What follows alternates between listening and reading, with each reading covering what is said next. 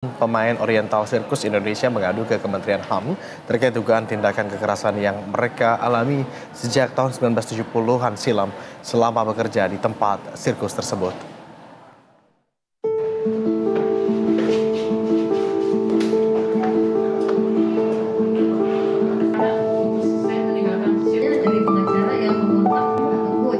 Kisah pilu diceritakan oleh sejumlah mantan pemain Oriental Circus Indonesia saat bertemu dengan Wakil Menteri HAM Mugianto di kantor Kementerian HAM Kuningan, Jakarta Selatan, Selasa siang kemarin. Mereka menceritakan berbagai tindak kekerasan yang mereka alami selama bekerja di Oriental Circus Indonesia di Taman Safari Indonesia. Mereka mengaku mendapatkan perlakuan tidak manusiawi, mulai penyiksaan fisik, dikurung dan dirantai hingga dipaksa memakan kotoran gajah sirkus. Salah satunya adalah Ida.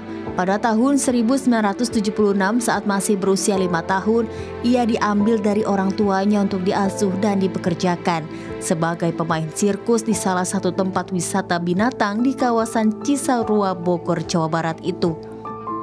Ida menceritakan dirinya kerap disiksa dan dipukuli saat sesi latihan. Bahkan pada tahun 1989 saat dirinya melakukan pertunjukan akrobatik, Ida terjatuh dari ketinggian 15 meter dan patah tulang belakang. Hingga kini Ida mengalami kelumpuhan dan terpaksa hidup dengan kursi roda. Jadi di pertengahan latihan itu memang seringkali suka ada perlakuan kasar gitu. Jadi semena-mena mereka aja mau tindak kekerasan gitu ya. Jadi untuk kasarnya beda ceritakan. Ya seperti dipukulin gitu, dipukulin kalau ada salah apa sedikit dipukul gitu. Nah terus pada tahun 89 akhir pada saat itu saya main terapis akrobatik udara itu, saya jatuh pada saat show tahun 89. Nah setelah saya jatuh itu saya nggak langsung dibawa ke rumah sakit, jadi saya masih istilahnya cuma dirawat di dalam cukup lama lah di situ saya jerat, karena mereka juga nggak tahu saya kenapa, pokoknya intinya saya cuma dibantu dipijit sama teman gitu ya. Jadi pada akhirnya tapi karena kondisi saya semakin parah gitu, pinggang saya udah agak bengkak dan saya cuma bisa nahan sakit aja waktu itu. Wakil Menteri HAM Mugianto mengatakan akan memanggil pihak Taman Safari Indonesia terkait adanya dugaan pelanggaran HAM ini, sebab OCI berada di bawah naungan Taman Safari Indonesia. Meski sulit mengusut kasus dugaan pelanggaran HAM ini, Mugianto mendukung para korban untuk menempuh jalur hukum terhadap pengelola tempat wisata tersebut.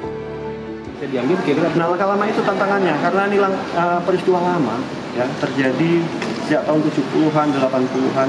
Pada masa itu kita belum memiliki undang-undang tentang HAM ya, Undang-Undang nomor 39 tahun 99, jadi baru keluar tahun 99. Undang-Undang tentang pengadilan HAM juga baru tahun 2000. Jadi terjadinya di masa lalu, sehingga kalau diterapkan undang-undang tersebut susah.